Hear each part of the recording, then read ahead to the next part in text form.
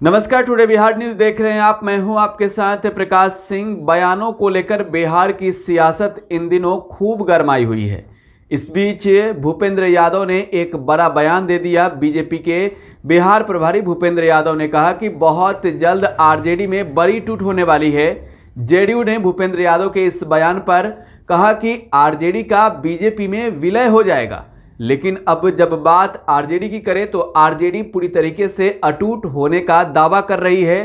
तेजस्वी यादव से मुलाकात कर आरजेडी के प्रदेश अध्यक्ष जगदानंद सिंह जब राबड़ी आवाज से बाहर निकले तो क्या कुछ कहा है, जरा सबसे पहले आप सुनिए। अभी 16 तारीख को फिर हमारे पदाधिकारियों की बैठक, ये बैठक सिलसिला नीचे तक चलता रहेगा। कैसे आगे का कार्यक्रम हो, इसी पर चर्चा हुई है। बाकी ये कार्यक्रम जो बने हैं उस पर जब धन्यवाद यात्रा शुरू होगी श्री तेजस्वी जी की, उसके भी कार्यक्रम बने हैं। राष्ट्रीय जनता दल केवल चुनाव लड़ने वाली पार्टी नहीं है। कमजोर, गरीब, किसान, बेरोजगार, मजदूर, शोषित, वंचित, इनकी लड़ाई आप लोगों को याद होगा। जब चुनाव में तेजस्वी जी के एक ही बात कहना था, सिंचाई, पढ़ाई, दवाई, कमाई, सुनवाई, कार्रवाई, याद रख लीजिए। इन सारी चीज़ों को जब आप समेटिएगा तो अंत में कार्रवाई, जब सरकार हमारी रहती तो कार्रवाई होती, और जब हम लोग का सरकार नहीं है, प्रतिपक्ष में हम लोग हैं, तो संघर्ष हमारी कार्रवाई का हिस्सा है। जिस अत्याचार से जूझ रहा है, कैसे वंचित समूह, समाज, किसान, मजदूर, गांव के लोगों को कैसे राहत दी जा सके, त्राहिमाम है इस पूरे बिहार में। जुल्म बेइंसाफ है अपराध का, और कैसे इन सारी चीज़ों से निजात बिहार की जनता को दिलाया जाए, ऊपर से नीचे तक। यात्रा की शुरुआत की क्या तिथि तय है?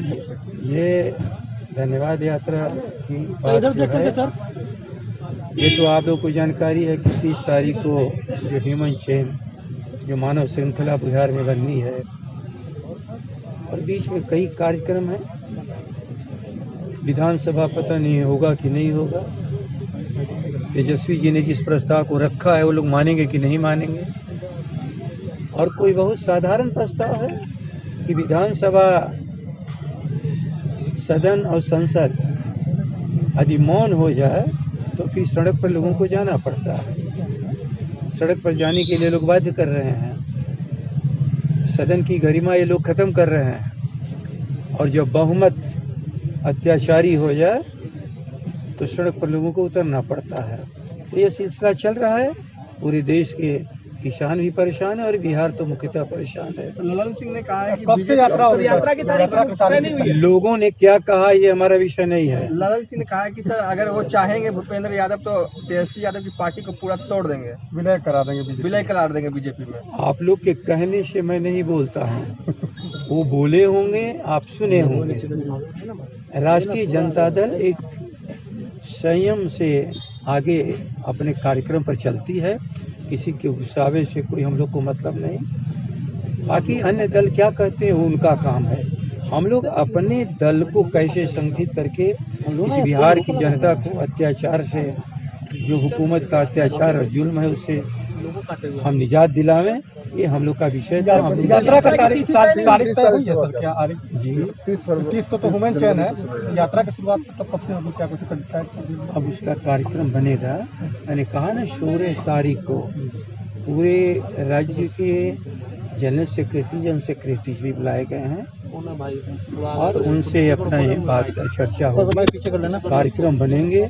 लेकिन निश्चित आप मान के चलिए कि इस बिहार की जनता को निरीह अवस्था में हम लोग नहीं रहने देंगे। ये जुल्म करने वाले जुल्मी लोगों से हम लोग निजात दिलाएंगे, और बिहार की जनता को कार्रवाई के नाम पर जो आश्वस्त किया है तेजस्वी जी ने, जब हमारी सरकार नहीं है तो हम विद्रोह, जो आज के जम पर खड़ी है ये बिहार की जनता, नेतृत्व फिर उसको दिया जाएगा, और किसानों को कभी परेशान, बेरोजगारों को नहीं होना दिया जाएगा। ये बात कहाँ से आ गई?